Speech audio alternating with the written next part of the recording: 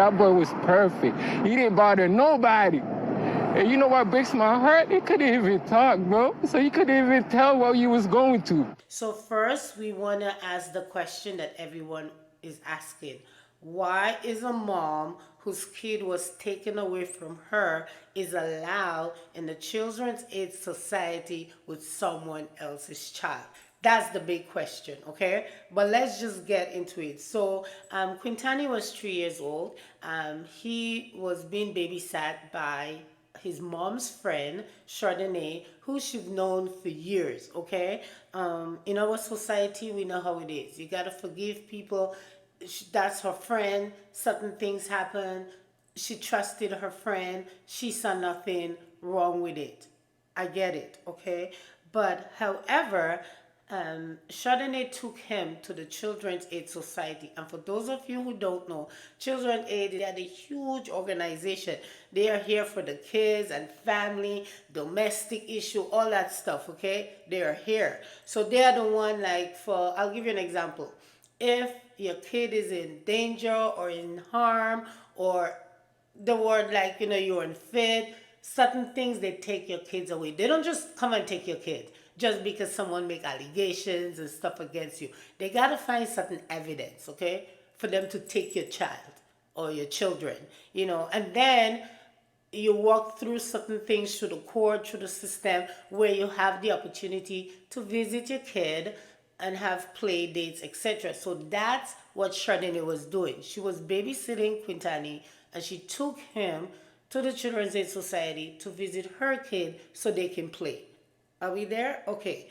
However, allegedly, for the last few days, Yverson Belotte has been trying to understand why anyone would kill his 3-year-old son, Yverson Junior Quintanni Belotte, known as Quintanni, and why no one tried to help. Police told me that my son, they declared him dead around 12:45 on a Sunday.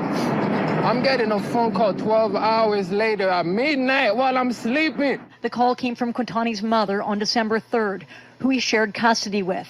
He learned that a friend of hers had been babysitting and said Quintanni had died in his sleep.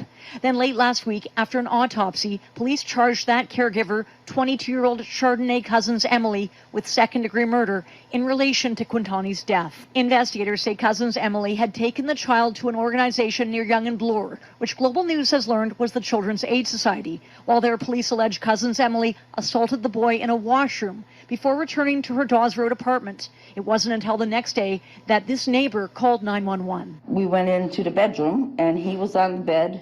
He looked like he was sleeping. She had him wrapped up in a towel. And police told me that my son walked out of there with injuries on himself.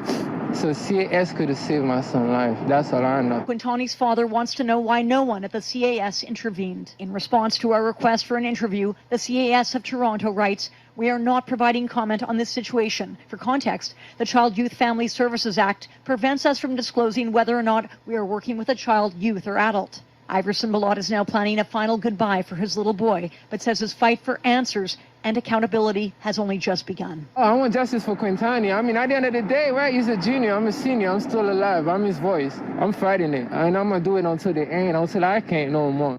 Because of legislations and Child Protective Act and all these things, they are not allowed to give any information, okay? However, Quintanni's dad, lawyer up, okay? If you lawyer up, all that has to come out in court, okay? That's the only way we're gonna know what happened in that bathroom. How did it happen? Did anyone see? Did anyone, bypass what happened? Act like turn the other face, like what happened, okay? And another thing is get a pro bono lawyer.